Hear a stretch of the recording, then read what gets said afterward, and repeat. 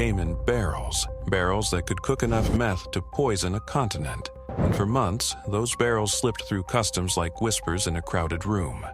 No alarms, no red flags, just paperwork, signatures, and silence. But silence has a shelf life. It started with a routine inspection, one of those random checks that agents joke about over coffee. A barrel was opened. A test kit turned red. Not pink, not purple. Red. The kind of red that makes a DEA agent stop breathing for a second. The kind of red that means someone messed up, or someone got cocky. That barrel didn't just contain chemicals, it contained a trail, a breadcrumb, a thread that, if pulled hard enough, could unravel something massive, something buried deep in the underbelly of Texas, something that had been growing, feeding, metastasizing, right under federal noses. The shipment was frozen, the paperwork traced, and suddenly the map lit up like a Christmas tree. Houston, Laredo, McAllen, dots blinking red. Each one a warehouse, a stash house, a ghost kitchen for meth and fentanyl. Each one operated by a different cell, but all of them connected. The FBI called it Operation Iron Vortex. ICE called it a logistical nightmare. The cartel? They didn't call it anything, because they didn't know it was coming. Inside a nondescript field office in Pasadena, Texas, agents gathered around a digital map. Red dots pulsed like heartbeats. A woman in a blazer, U.S. Attorney Janine Pirro, stepped forward.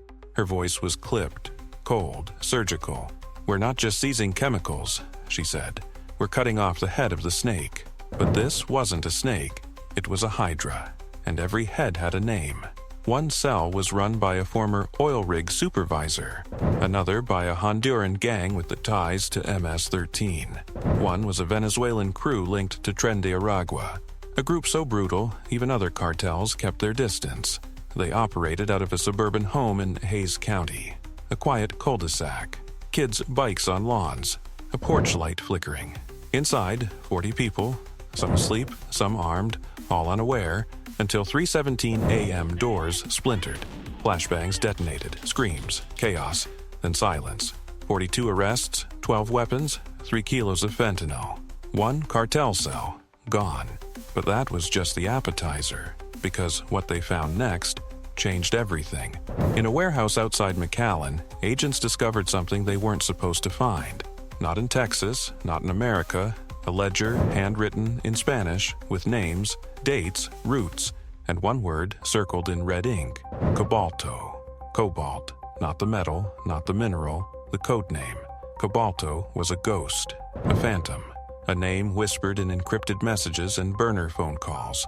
No photo, no fingerprint, just rumors. Some said he was ex-military, others said he was a former CIA asset gone rogue.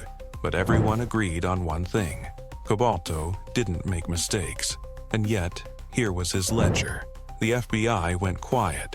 ICE went colder. Homeland Security started pulling satellite data. And suddenly, the raid wasn't just about drugs. It was about something else, something darker. Because buried in that ledger was a reference to a shipment.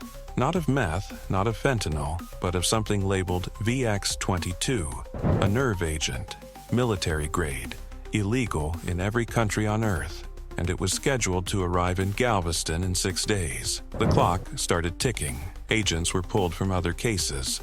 Surveillance drones were launched. Phone lines were tapped. And somewhere in a bunker beneath Washington, a man in a suit whispered, "This just became a national security threat." But the cartel didn't flinch.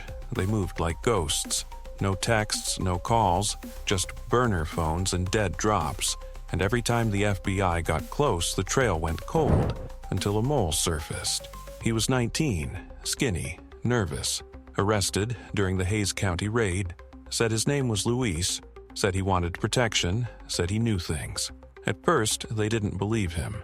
He was just a kid, a runner, a pawn, but then he described Cobalto's face, and the room went silent. Luis said Cobalto wasn't just a boss, he was a myth. He didn't speak, he didn't yell, he just stared. And when he stared, people obeyed. Luis said he saw him once, at a warehouse in El Paso. said he watched him load a crate marked VX-22 into a truck with diplomatic plates. That was enough. The FBI launched a sting. ICE coordinated with Mexican intelligence. And on November 3, 2025, Operation Iron Vortex went live. 27 locations, simultaneous raids, helicopters, armored vehicles, tactical units, the kind of operation that makes the news before it even ends.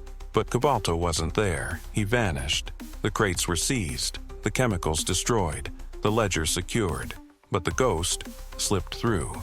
And now, the question wasn't, how did the cartel operate? It was, where is Cobalto? Because if he was willing to move nerve agents, what else was he planning?